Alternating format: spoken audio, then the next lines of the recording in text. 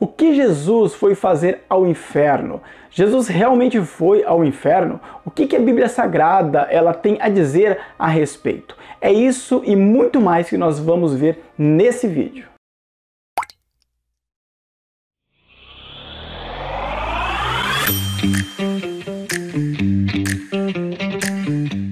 Fala, meus queridos, tudo na paz? Jesus Live mais uma vez.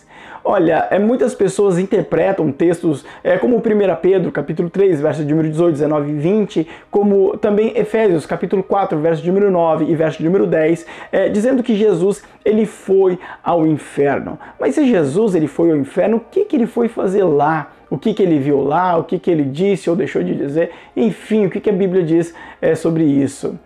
Bom, antes nós temos que adentrar aos textos para que nós possamos estar discorrendo conforme nós fomos interpretando. Efésios capítulo 4, verso de número 9 e 10, que diz: Ora, isto, ele subiu, que é, senão que também antes tinha descido às partes mais baixas da terra. Aquele que desceu é também o mesmo que subiu acima de todos os céus para cumprir todas as coisas. Bom, esse é o texto de Efésios, que nós lemos aqui, capítulo 4, verso número 9 e 10. Aqui diz que ele desceu às partes mais baixas da terra. Bom, as partes mais baixas da terra, se nós trouxermos isso para o hebraico, por exemplo, nós teríamos que utilizar a palavra Sheol, que significa partes baixas, né, ou regiões inferiores. Se nós trouxermos para o grego, nós teríamos que usar agora a palavra Hades, que significa a mesma coisa, partes baixas ou regiões inferiores. Bom, então olhando para este verso, nós poderíamos interpretar que Jesus de fato desceu ao inferno, já que Sheol e Hades na Bíblia hebraica, no caso de Sheol, e na Bíblia em grego, no caso de Hades, traduzido para o português é a palavra inferno. A tradução no português utilizou uma palavra latina, né, que seria inferno no latim, né, que tem o mesmo significado ali do Hades e do Sheol. Então poderíamos dizer que de fato Jesus desceu ao inferno. Bom, mas será que Jesus de fato desceu? Existem algumas interpretações a respeito do porquê que Jesus teria descido ao inferno. Vamos ver algumas delas. Para proclamar a sua vitória sobre o diabo, para tomar a chave da morte e do inferno, para pregar aos anjos aprisionados ou para pregar aos mortos vítimas do dilúvio. Bom, a primeira delas é para proclamar a sua vitória ali no inferno, né, diante do diabo e tudo mais.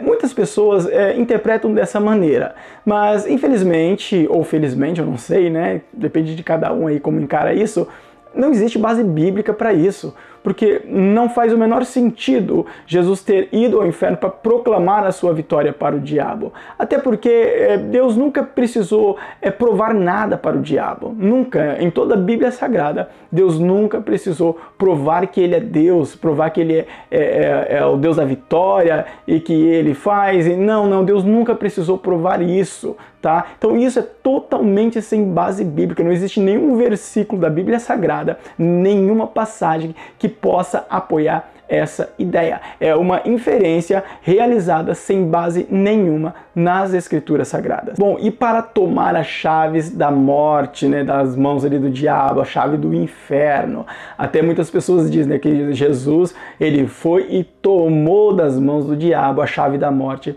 e do inferno. Na verdade, também não existe nenhum texto bíblico que apoie isso. Não há na Bíblia nenhuma passagem que diz que Jesus desceu ao inferno para tomar a chave da morte ali das mãos de Satanás, tá? Bom, o texto que algumas pessoas às vezes podem tentar fazer uma conexão está em Apocalipse capítulo 1, verso de número 18, que diz assim: Eu que vivo e fui morto, mas eis aqui estou vivo para todo sempre. Amém. E tenho as chaves da morte e do inferno. E tenho as chaves da morte e do inferno. Nenhum lugar na Bíblia diz que ele tomou isso. A Bíblia diz que ele tem as chaves da morte e do inferno. Lembrando que essa chave, ela não é física, ela não é material.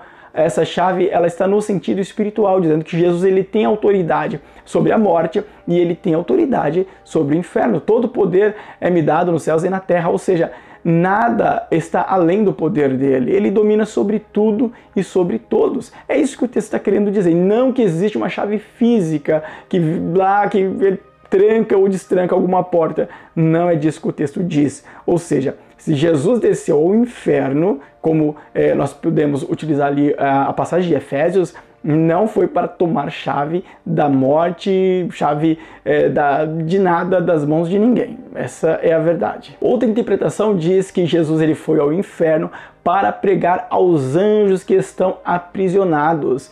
Mas de onde eles tiraram essa ideia? Apocalipse capítulo 9, verso de número 14 e Judas capítulo 1, verso de número 6. O que diz lá? O qual dizia ao sexto anjo que tinha a trombeta: solta os 4 anjos que estão presos junto ao grande rio Eufrates. Apocalipse 9, 14. E aos anjos que não guardaram o seu principado, mas deixaram a sua própria habitação, reservou na escuridão e em prisões eternas até o juízo daquele grande dia. Judas capítulo 1, verso de número 6. Bom, eles fazem uma conexão de Apocalipse capítulo 9, verso de número 14 com Judas capítulo 1, verso de número 6, dizendo que são os mesmos anjos. Os anjos presos de Judas são os anjos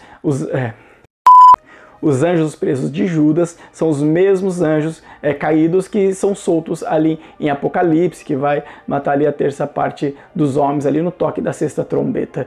É difícil de nós fazermos essa ligação ali com perfeição, mas supondo que seja, Jesus desceu ao inferno para pregar a esses espíritos, sendo que já está escrito lá no Apocalipse que eles seriam ou vão ser libertados, não faz o menor sentido, né? Bom, mas o Apocalipse foi escrito depois, mas Jesus não sabia daquilo que seria escrito, daquilo que ele iria revelar, onde está a presciência, a onisciência, né, de Jesus Cristo, né, que é Deus.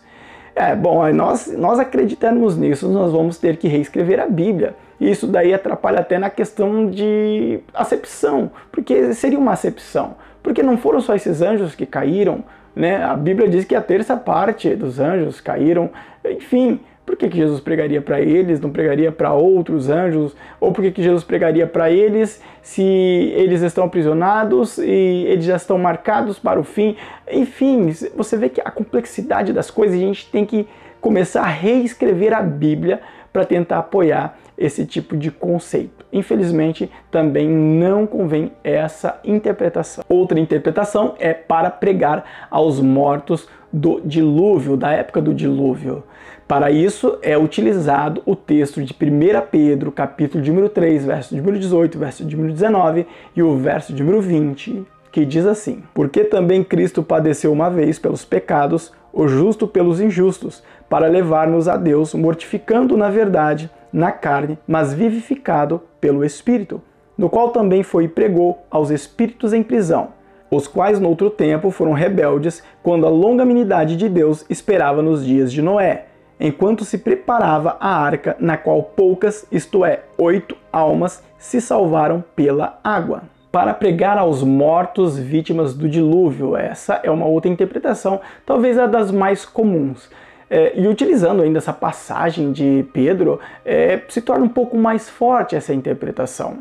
Bom, devemos admitir que de fato ali em 1 Pedro, nesse capítulo de número 3, nesses versos que nós lemos, versos de 18, 19 e 20, fala que houve uma pregação a espíritos que estavam em prisão, e esses espíritos são aqueles que foram mortos ali nos dias de Noé. Tá, mas então se o texto diz isso, vamos ficar com isso e acabou o vídeo. Não, espera aí. Na verdade existe uma interpretação em cima deste verso e dessa passagem, e é disso que nós vamos cuidar neste momento. Em primeiro lugar, nós devemos entender que se nós interpretarmos este texto dessa maneira, nós criaremos alguns problemas. Eu poderia listar vários, mas vou trazer apenas 2 para não se tornar um tanto prolixo aqui em minhas palavras. Primeiro, criaremos uma doutrina em cima de uma pequena perícope, em cima de uma pequena passagem. Criaremos uma doutrina com base em pouca coisa. Isso já é um problema muito grande, porque a partir do momento que nós criamos uma doutrina, ela tem que ter todo um alicerce, toda uma base, para que essa doutrina possa ser apoiada. Não se faz doutrina em cima de um verso ou em cima de uma passagem. ainda mais se você não encontra nada em toda a esfera das Escrituras Sagradas que apoie e sustente essa doutrina. Então, esse é o primeiro problema. O segundo problema, se nós apoiarmos esta interpretação, nós teremos que reinventar a Bíblia Sagrada, porque ela vai contra muitas doutrinas dos textos sagrados. Tá? Então, você colocando isso como uma verdade, você tem que colocar coisas que de fato são verdade como mentira. Você precisa inverter os valores, tirar alguns versos, alguns trechos, algumas passagens da Bíblia e anular algumas doutrinas. Ou seja, teremos que reinventar a Bíblia para apoiar este conceito. Bom, essa é só a primeira colocação. Vamos entender um pouco mais dentro do verso. O verso de número 18 diz: porque também Cristo padeceu uma vez pelos pecados, o justo pelo injusto, para levar-nos a Deus, mortificando na verdade na carne, mas vivificado pelo Espírito.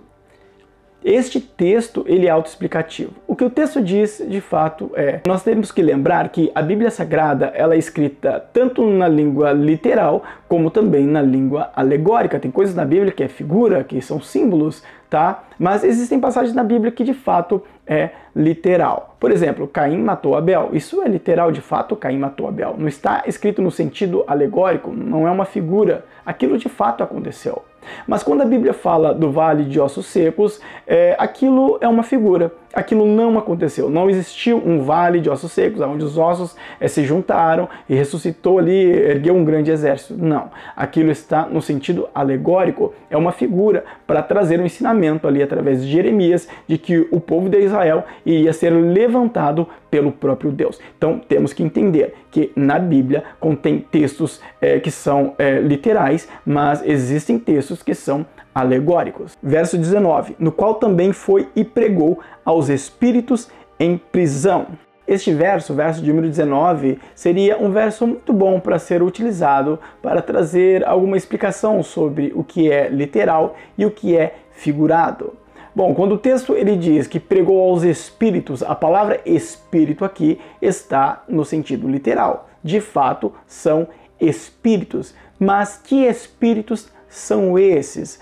Bom, na Bíblia Sagrada, quando se fala de Espírito, nós podemos lembrar do Espírito Santo, podemos lembrar também de espíritos malignos ou imundo, dependendo da tradução, e também do espírito do homem. Se nós olharmos para o contexto, nós vamos entender que espírito aqui não tem nada a ver com o Espírito Santo e também não se trata de espíritos malignos. Trata-se então de espírito humano. Trata-se do espírito do homem. Mas qual é a condição do espírito do homem aqui? Espíritos vivos ou mortos? Para isso, nós teremos que recorrer a toda a Bíblia Sagrada. Por quê? Porque se nós olharmos para o contexto bíblico, nós vamos perceber que quando se trata de espírito do homem, a Bíblia sempre vai se referir ao espírito do homem, estando o homem ainda em vida. E isso é notório em toda a Bíblia Sagrada, é praticamente um padrão bíblico. Falou de espírito do homem, ele está vivo. Para isso vamos ver um verso, por exemplo, lá de Lucas. Disse então Maria: a minha alma engrandece ao Senhor, e o meu espírito se alegra em Deus, meu Salvador. Lucas capítulo 1, verso 46 e 47. O meu espírito se alegra em Deus, meu Salvador.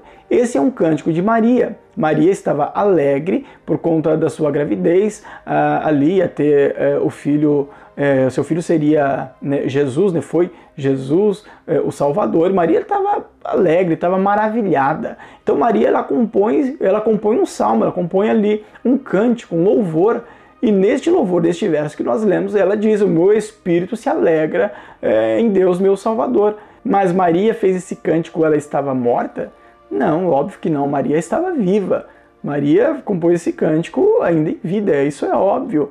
Então quando ela fala do meu espírito, ela está referindo-se a si mesma e obviamente estando em vida. Mas existem mais textos, existem mais versos. Vamos para Romanos. O mesmo Espírito testifica com o nosso espírito que somos filhos de Deus. Romanos capítulo 8, verso de número 16. O apóstolo Paulo diz: o mesmo Espírito, você está falando de quem? Do Espírito Santo, testifica com o nosso espírito. Paulo não estava morto quando escreveu este texto. Então ele diz o nosso espírito, ele está falando do nosso espírito, nós vivos. E ele está falando isso para quem? Para os romanos. Os romanos também não estavam mortos quando receberam a carta, é óbvio que não. Então estavam todos vivos. Na Bíblia existem passagens e mais passagens, versos e mais versos, que quando fala do espírito do homem, ele está vivo. E nesta passagem de Pedro, que nós lemos, não é diferente. Refere-se ao espírito humano, só que em vida e não morto. Mas o texto continua dizendo que foi pregado, né, aos espíritos e diz ainda em prisão. Agora aqui a palavra prisão já entra no sentido alegórico, no sentido figurado. Na Bíblia também existem vários versículos que usa esta palavra prisão para o sentido figurado e não para o sentido literal. Tira a minha alma da prisão, para que louve o teu nome. Os justos me rodearão, pois me fizeste bem. Salmo 142, verso de número 7. Tire a minha alma da prisão. O salmista não estava preso. Se nós olharmos o contexto, nós vamos entender que o salmista estava numa prisão emocional por causa do sofrimento, daquilo que ele estava passando. Existiam ali inimigos, adversários que estavam se levantando contra ele. Ele estava com a sua alma aflita, ele estava ali perturbado, né, no sentido interior. E isso para ele era uma prisão, aquilo machucava muito ele. Então ele ora pedindo a Deus para que Deus libertasse, viesse a libertar ele desta prisão. É sentido alegórico e não sentido literal. E não convinha soltar desta prisão no dia de sábado esta filha de Abraão, a qual há 18 anos Satanás tinha presa.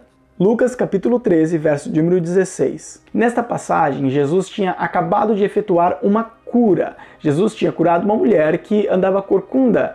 E esta cura ocorreu num sábado, então os fariseus se levantou contra ele por conta disso, e ele então traz aqui este ensinamento e ele diz, não convinha então libertar essa mulher, né, da prisão, e ele diz que Satanás tinha aprisionado ela. Ela não estava encarcerada. Não, esta prisão está no sentido espiritual, está no sentido alegórico. Então, por várias vezes a Bíblia vai usar esta palavra prisão, esta conotação no sentido alegórico. Não é diferente com Pedro. Neste caso, Pedro usa a palavra prisão também no sentido alegórico, ou seja, as almas, né, que estavam em prisão, os espíritos em prisão aqui, são pessoas da época de Noé. Isso nós vemos no verso de número 20, que estavam aprisionadas no quê? No pecado. É só nós lermos o contexto e nós vamos perceber que nenhuma delas foram salvas. O próprio verso de número 20 diz apenas 8 pessoas, ou seja, Noé e sua família, ninguém foi salvo, porque estavam aprisionadas. Aonde? No pecado, e não em um cárcere, não no inferno. Mas espera aí, então o verso diz que foi pregado para elas. Então como que nós trabalhamos com isso? Sim, de fato, essas pessoas ouviram a palavra da verdade, foi pregado para elas. O verso diz isso, então não tem como nós tirarmos isso do texto. De fato, foi pregado para elas. Mas quem é que pregou para essas pessoas? Ora, foi o próprio Noé. E quem é que disse isso? O próprio Pedro, que nós estamos trabalhando com os textos dele aqui. E não perdoou ao mundo antigo, mas guardou a Noé, 8ª pessoa, o pregoeiro da justiça, ao trazer o dilúvio sobre o mundo dos ímpios. O próprio Pedro deixa claro que Noé pregou a palavra. Então Noé estava construindo a arca, levou aí provavelmente seus 120 anos, mais ou menos, e durante este período Noé ele pregava a palavra. Mas como assim Noé pregava a palavra? Da onde ele recebeu isso? Através do Espírito de Jesus Cristo. Ou seja, o próprio Jesus pregou a palavra através de Noé, espiritualmente falando. O Espírito de Jesus atuou através de Noé naquela época. Ah, mas irmão, peraí, não, aí você está inventando alguma coisa. Onde é que está isso na Bíblia? Ora, o próprio Pedro fala a respeito do Espírito de Jesus, da qual salvação inquiriram e trataram diligentemente os profetas que profetizaram da graça que vos foi dada, indagando que tempo ou que ocasião de tempo o Espírito de Cristo que estava neles indicava anteriormente, testificando os sofrimentos que a Cristo haviam de vir, e a glória que se lhes havia de seguir. Note que Pedro ele fala do Espírito de Cristo que atuava através dos profetas, pregando a palavra de Deus. Foi assim que ocorreu também com Noé. Mas não é só Pedro que fala do Espírito de Cristo. O apóstolo Paulo também aos Filipenses fala a respeito do mesmo Espírito. Porque sei que disto me resultará salvação, pela vossa oração e pelo socorro do Espírito de Jesus Cristo. Então há uma base para alicerçar esta interpretação de que o Espírito de Jesus Cristo atuou através dos profetas lá no passado, no Antigo Testamento, como também atuou através de Noé. Então, quando o texto diz que foi pregado aos espíritos em prisão, está se referindo a Noé, pregoeiro da palavra, como o próprio Pedro diz, que foi atuado ali, no caso, no sentido espiritual, pelo próprio Cristo, o Espírito de Cristo. Então, o veículo humano foi Noé, mas a ação veio da parte do Espírito de Jesus Cristo, que atuou através da vida de Noé, pregando a palavra da verdade aos espíritos em prisão, que são as pessoas que viveram na época de Noé, que estavam aprisionadas no pecado. Por conta disso, não aceitaram a palavra da verdade e acabaram sendo levadas ali pelas águas do dilúvio. Bom, mas como que fica então a passagem de Efésios capítulo 4, verso número 9 e 10, que diz que Jesus desceu às regiões inferiores, trazendo a ideia de inferno? Eu disse anteriormente e repito, a palavra Sheol no hebraico e Hades no grego significa, que é traduzido para nós como inferno, significa regiões inferiores, de fato. Mas não significa só isso, tá? Também significa sepultura. Na maioria das vezes, inclusive, que aparece Sheol lá no hebraico, está sendo utilizado essa palavra em um contexto poético, falando de sepultura e não do inferno no sentido literal. Aqui em Efésios, quando o apóstolo Paulo ele fala das regiões inferiores, Paulo não está falando do inferno no sentido físico, ele está falando do inferno no sentido de sepultura. Ele estava dizendo que Jesus, quando morreu, ele de fato desceu à sepultura, mas depois ele ressurgiu de lá através da sua ressurreição e aonde ele está? No céu, ele foi para o alto. É isso que Paulo está falando. Em nenhum lugar da Bíblia Sagrada, em nenhuma outra parte da Bíblia, você vai ouvir falar, ler em algum lugar, dizendo que Jesus ele desceu ao inferno. A verdade é que em nenhum lugar da Bíblia diz o que aconteceu entre a morte de Jesus e a sua ressurreição. Onde é que ele estava, o que ele fez. Não há nada na Bíblia que diga algo sobre isso. E se nós interpretarmos este texto de Efésios capítulo 4, verso de número 9 e verso de número 10, como se Jesus de fato tivesse descido ao inferno, nós daremos de frente com várias doutrinas bíblicas. Nós teremos que reescrever a Bíblia, teremos que reinventar a Bíblia, teremos que criar uma Bíblia particular. Teremos que extrair muito texto, colocar muita coisa, teremos que fazer um malabarismo teológico muito grande. Então, quando diz que Jesus ele desceu às regiões inferiores, poderíamos usar a palavra Sheol, poderíamos usar a palavra Hades, poderíamos usar a palavra inferno, poderíamos, mas está no sentido de sepultura e não no sentido de um inferno físico, um lugar onde tem pessoas lá sofrendo e coisa e tal. Não é disso que a Bíblia está falando. Bom, meus queridos, eu vou ficando por aqui. Que Deus os abençoe grandemente. Espero que eu tenha sido bem claro aqui em minhas palavras. Deixa o seu comentário aí dizendo se você gostou ou não, o que você achou desse vídeo. Não se esqueça de deixar o seu like. Se você não gostou e quiser deixar seu dislike também, não tem problema nenhum. Mas se você gostou, deixa o seu like aí para fortalecer o nosso canal. Compartilha com algum amigo, vizinho, parente, família, para que eles também conheçam da palavra da verdade. Se você tiver alguma sugestão de vídeo, deixa aí também nos comentários.